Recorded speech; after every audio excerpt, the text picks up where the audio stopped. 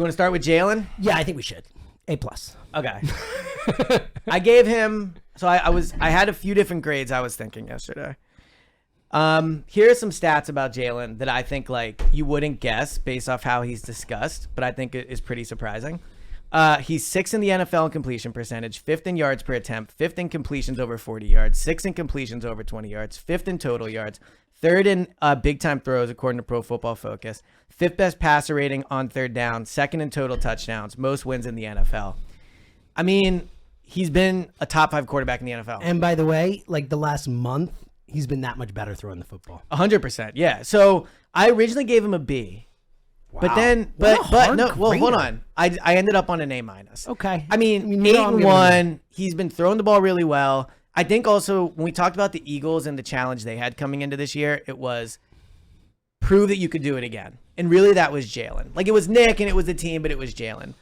Jalen through the first 9 games of the season has proven he can do it again. And I think that's the toughest thing. Like you just talked about high hopes. When you're a pitcher and you go through the lineup the first time or the league the first time, it's just different the second time. Like they've seen you. Yeah, exactly. And I think with Jalen now, like the beginning of the year, we saw they had a plan for him. He's adjusted and he's killing it. So the other reason I bumped it up is I think he's been way better with the turnovers recently. Well, he clearly has. Yeah. Especially the last 2 weeks. Why is it not an A? That's my question. The turnovers. Okay. I mean, it's a lot of turnovers. So it is, but here, real quick, let me just throw something at you because the reason I would give him an A, and obviously, you know, I'm a easier grader than you, right.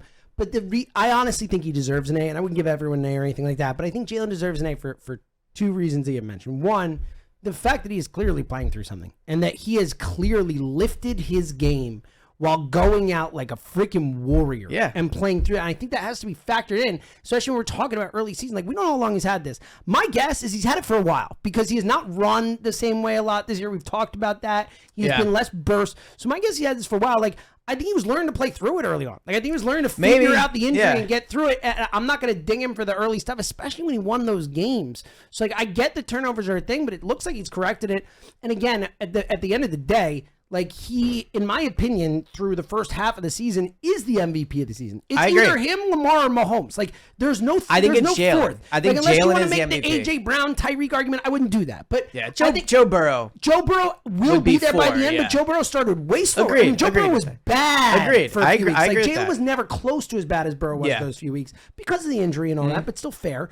I think if Jalen's the MVP of the league halfway through, he has to have an A. Like he has to. So it all has to be relative, and that's something that I think that and we've talked about this a lot, but I think it's something that is still missing in the reaction to the Eagles with the negativity and all that stuff is that the rest of the league looks like this too. Yeah. Like offense is down this year. Numbers are down. Do you know who's the second most passing yards in the NFL right now?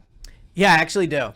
It's Sam freaking Howell. Unbelievable. Sam Howell is number 2 in the I would have never guessed that in a million years. That's my point, right? Yeah. Like it's just a little different this year. Like it's not the same league as last year.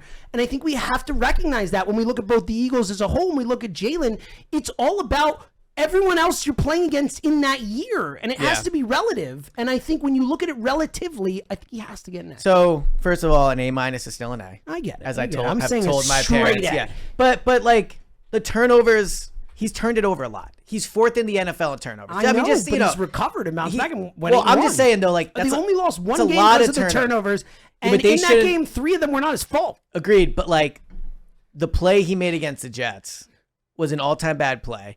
Like again, you're giving him a minus for one play? No, I'm giving him a minus for 11 turnovers in 9 games. That's a lot of turnovers. Okay, it's a lot of turnovers. We'll agree to disagree. I think you should get an A. Let's move on. Well, the last thing I was going to say about him was, in most of the year, he was like top 3 or 4 in turnover-worthy plays. He's down to 9th. So like he's getting better with it, and other quarterbacks are doing it more.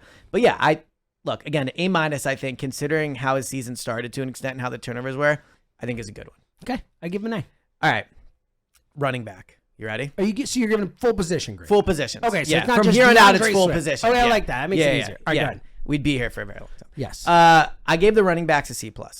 I would have said B-, so we're close. So that's probably be a common theme. We're going to be at half a letter. Which is your so I was surprised with some of these DeAndre Swift stats. DeAndre Swift's 3rd in the NFL in rushing yards. Yeah. Well, again, let's remember, not playing week 1, essentially, for all intents and purposes. And basically not playing the last month. But third in the NFL in rushing yards, tied for 3rd in runs over 20 yards, 8th in yards per attempt, 9th in forced missed tackles. Pretty good. Yeah. 13th in yards after contact. So he's been arguably a top 15 running back running the ball. My only thing is he hasn't topped 75 yards in a single game since week 3. Of his 614 yards, 305 came in just 2 games. So he had 2 outstanding games. That 175 in the one game. Exactly. And then the Bucks the next week, he killed it. So he had 1 outstanding game. I think that's fair. That jives with what we feel. It feels like he's had a couple big games. And he's had 2 big games and 7 kind of games with some nice plays in between. I think this is fair. Kenny Gainwell, I don't know. I think C+ might actually be the right grade. I think that's fair. Yeah, because like Boston Scott, and look, Boston Scott's been hurt for a game, and now the personal stuff, we don't know what it is. But he's like a non-factor. He just hasn't gotten to really play, and Rashad Penny hasn't gotten to play. Frankly, I think you could almost factor in the lack of. I think it's a C+, and I think it's because of DeAndre. And look, Gainwell, again, I think Gainwell. Well, it's an F if not DeAndre. I'm saying it's a C+ because of DeAndre. Yeah, right. I'm saying it would be lower if it weren't for DeAndre. Yeah, like he probably gets a B. I think Gainwell's more like I think Gainwell is, other than the fumble, obviously, which again, it was one play, and he doesn't normally do that, so I'm not going to kill him for it. I think Gainwell's been fine. I think the issue is that they are putting him in situations he shouldn't be in. But I don't think it's Gainwell's fault that he's not as good as they. Well, they're not putting him in crazy situations. They're giving him like 3rd and 9 runs and 4th and 3 runs. Well, yeah, but that's what running backs get. No, but my point is that I think they're relying on Gainwell too much in important situations when he's not good enough for that. But I agree, he still gets a bad grade. What I'm saying is, I just don't think. I think Gainwell is not. I think he's fine for what he is. I just don't think he's good enough. Yeah, I think baked into that, what we're saying is Gainwell's not been good this year. Like he has not been good. Yeah, like I think he is. I think again though, I blame the coaches for the way they use Gainwell as much as I blame Gainwell. Like, just have Gainwell come in certain situations and be a breather or whatever. Stop giving him the football. Stop, I agree with you on that. Like, I'm saying the poor production on those plays, I don't think it's his fault as much as it's the decision to go to him's fault. But because we don't think he's good, that's why we feel the way about the coaching. Sure, I think he's average or a little below average. And then look, I don't think Penny factors into the grade much, but it is worth mentioning that they signed Penny like early in free agency. I know it wasn't a ton of money, but clearly they had some type of hope for him. Yeah, but it was you pointed out you were right. You want to talk about victory laps. You nailed this. Like, but I'm saying this is not much money. They're not that invested in the guy, blah, blah, and they weren't. They haven't been. I think from the day they signed him to when they realized, I think when they signed him, they had hope for him. I think they realized he was not going to be that very guy. Clearly. Yeah, 100%. So again, they had hope for him, but again, there was a reason he got $600,000. And I do think it's worth mentioning, like, they can't run the ball right now. And I'm going to blame the running backs because the offense is part of it. We're going to get to the offensive line in a minute. I do think the fact that they stopped running the ball well as soon as Juergens went out, like, I don't think we can completely dismiss Agreed. I think Juergens was playing well enough before we got to that. We can do the tight ends and receivers as a group, I guess. I think they both get A's. Like, you could argue A+. If you really want to be, like, critical, you could say that the receivers outside of Smith and AJ have not been that good. Like, obviously, Quez was a disappointment. Zacchaeus has been fine. Zacchaeus has been fine. Yeah, Julio had a touchdown. Like, but I think it's an A because AJ. I think it's an A. Yeah, I mean, it's arguably an A+. Like, AJ Brown's been outstanding. Like you said, one of the 2 best receivers in football. Yeah, if there was a non-quarterback MVP list, he might be at the top of it. Tim and Tyreek or McCaffrey. It's those 3 at the top. Yeah, it would be those 3. Yeah. Devontae's been outstanding. Great. We don't need to say any more about the wide receivers. Goddard. We're good. Yeah. So you're including the receivers.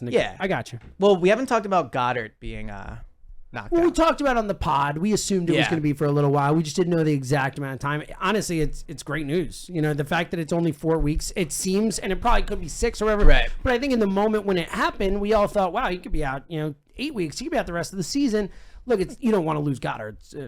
I guess it's true. But I think as far as it goes, when it happened, I think the news that it could only be a month, especially when one of those or 2 of those weeks, essentially 1.5 weeks, is a bye week. Yeah, I think it's about as good as you could have hoped for in the moment. Yeah, you guys said this on the morning show, and I initially disagreed with it, but I think you're probably right. Like, if you would have told me if I knew he was really hurt, and you said it was a month, like, I guess you probably would have taken that. Yeah, of course. But he is a big loss, and like it's a terrible time. So Ross Tucker said on the morning show today, and I think it was aggressive, but still, like, the fact that he said it definitely caught my attention. He said that, and I think he didn't think about Jalen when he said this, but he said that he thinks Goddard to the next at his position is the biggest drop-off on the Eagles, in his opinion, in terms of, like, going from Goddard to Stoll, Calcaterra, whatever, Alberto. He said that drop-off, the delta, is bigger than any other position drop-off on the team. And I think that might be a little aggressive because obviously Jalen and Mariota is like clearly Lane Johnson. Which we saw happen. But his point is fair. Like, they have nobody else. The point is that losing Goddard is an absolute loss. Yeah. So in bad time, look with the bye week, maybe that helps. That's why you traded for Alberto, though, right? I'll be curious to see if they put him on IR. Goddard. Yeah, Goddard. Yeah, Because yeah. you miss 4 games. You don't miss 4 weeks. My guess is they won't. I don't think they will Yeah. either. Well, I guess it all depends on their read of the injury. Yeah, but I think this is an injury and a player where you don't want to Suck it up and eat up exactly. the Like you don't want to run the risk if he feels Make him ready an to active play and and he I can't agree. do it. You know how many? Tanner McKee is inactive every week. You know what I Yeah. mean? Or whoever you want to say. Anyway, I'm curious. Alberto is inactive every week. Right Just now, switch those you just guys. switch those guys. So I'll have you go first on this one. What would you give the offensive line? I have my good written down. But I'm just curious where you end up. It's funny because if we had done it a month ago, I'd probably like, oh, hey, Yeah. you know, and even then they weren't pass blocking great. I actually think the pass blocking's been really good I agree. the last few weeks. I feel like they've turned that around. Yeah. Obviously, the run blocking an issue, and again, I think losing Juergens mattered. I'd probably give him like between a B and a B plus. So I gave him an A-. Okay, so wow, how about that? So, So yeah. I think I go B plus. Is So probably a fair here bet. was my logic on this. Like Lane's been outstanding, Kelsey's been outstanding, Dickerson has been outstanding. Mylata's been really good too. Mylata, it's interesting. So He's been like hit or miss, but when he's good, he's great. So I think he's been definitely good this year for sure.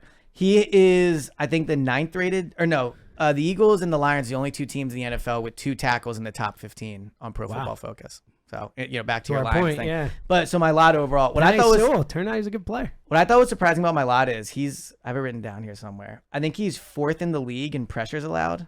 That is surprising. Which is surprising. It's something like 20 total pressures in 9 games, which I think actually kind of jives with what we've seen. I feel like he does give up pressure. He's only given up 1 sack, which is good in 9 games, obviously.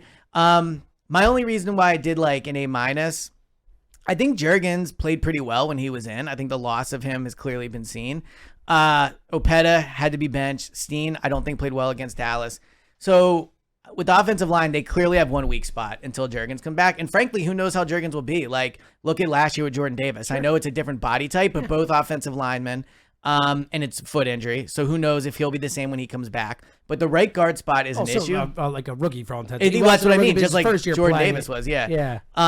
And they can't run the ball. And I'm not going to, I can't break the tape down and tell you if it's the offensive line. You can't say it's all on Juergens, but like, it's not a coincidence that like he went out and they stopped being able to run Right. the ball. It certainly has hurt him at least a certain level. Like their running game is really been bad surprising. lately, yeah. Like a lot of like running stats where you go. So go ahead. I'm sorry, I interrupted you. No, I was just gonna say like they're not one of the best running teams in the NFL, Which we expected, Which especially considering they had like 2 massively huge running games this season. It was interesting. Sirianni talked about this on the morning show with us. Oh, I thought this answer was such a cop out by him. But it's part of it. Good. Explain, because he said that in their mind they're running the ball well because their run efficiency was high. Oh, okay. Actually, that I thought was a good I answer. thought it was a really good answer because Yeah. he's talking about like, and he basically like, I'm sure there's a lot more to it, but he's basically like, 3rd and 1, you get the 1 yard. Like, it's not going to help your yards per carry, but that's an efficient run. That's a good run as an example of it. And they have other metrics for other runs, whether it's like getting 5-1 first down is efficient or whatever it is. Right. So they feel like they're not running the ball as poorly as it seems. So I think his logic is smart, but they had these same situations last year. Like, like we can all see they can't run the ball as well. Like we can just see it. I test. The thing I also disagree with that he said was like sometimes they'll pass it like it's like technically. Yeah, that was. And BS. I'm like, bro, that's Bro, I it's don't know what pass. to tell you. It's literally pass. pass. Yeah, but so I went with an A-. Their backups haven't been great when they've had to go in. Driscoll, I think didn't play well when he had to come in. But overall, they still have on their offensive line 4 of the 5 spots. I think you feel really good about. Totally, I And agree. not a lot of teams I can go say B that. plus, but I agree with you. All right, especially like Sua, if you have to factor Sua Opeta not as good a backup as I had thought No, he was. did not. And just in general, and I know I said it with the Driscoll thing, and then we'll get to the defense. But Driscoll, when he played in that Jets game, how bad he was, and I was like, oh, if you give him a week with Stoutland to prepare for a game, it's probably different than just coming in. In general, across the board, the backup lineman, and Steen was, I think, decent actually compared to Opeta comparatively. Well, but for his still, first game, still got but beat yeah, a still few got times beat, yeah. cleanly. I think that the backups haven't been as good as we remember them being historically. It's like someone comes in, they're fine. It hasn't looked that way. But each week they still have gotten really good offensive no line doubt. play, I think.